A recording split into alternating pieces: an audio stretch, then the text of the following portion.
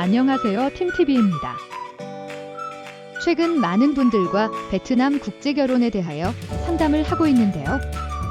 가장 기본적인 국제결혼 일정에 대해서 다시 한번 말씀드리려고 합니다.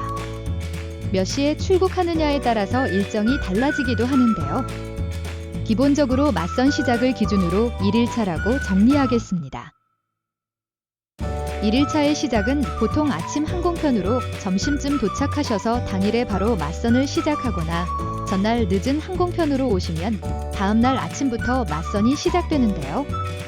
맞선 여성분들의 상황에 따라서 오전과 오후, 간혹 저녁 시간 이후에도 진행되곤 합니다.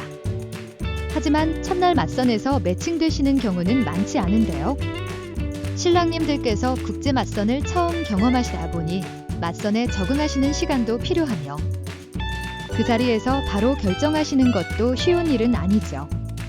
그래서 2일차에도 많은 분들과 1대1로 맞선을 이어나가시게 되고 이후 그동안 맞선 중 마음에 들었던 몇 분들과 다시 2차 맞선을 진행합니다. 다시 만나보시면 확실히 해당 여성분께 추가적으로 궁금했던 부분들도 알 수 있으며 다시 만나본다는 것 자체가 서로 호감을 어느 정도 가지고 있다는 것을 의미하기 때문에 첫 만남 때보다 서로 더 신중하게 맞선에 임하게 되고 결정까지도 하실 수 있는 것이죠. 3일차에는 보통 여성분의 부모님께 결혼 허락을 받기 위하여 여성분 집에 방문하게 되는데요.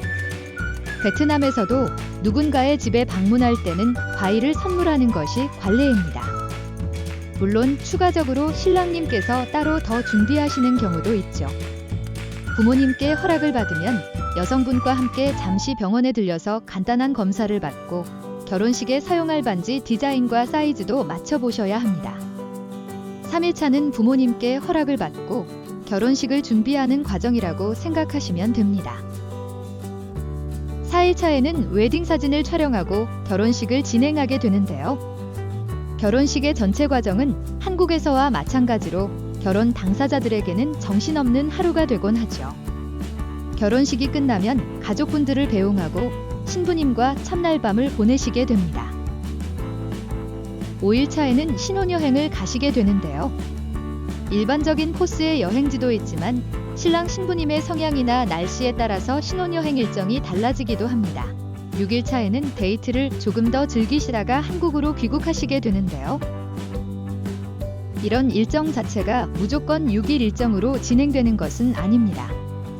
시간적인 여유가 되시는 분들이 일정을 더 여유있게 생각하고 진행하시는 것은 당연히 가능합니다.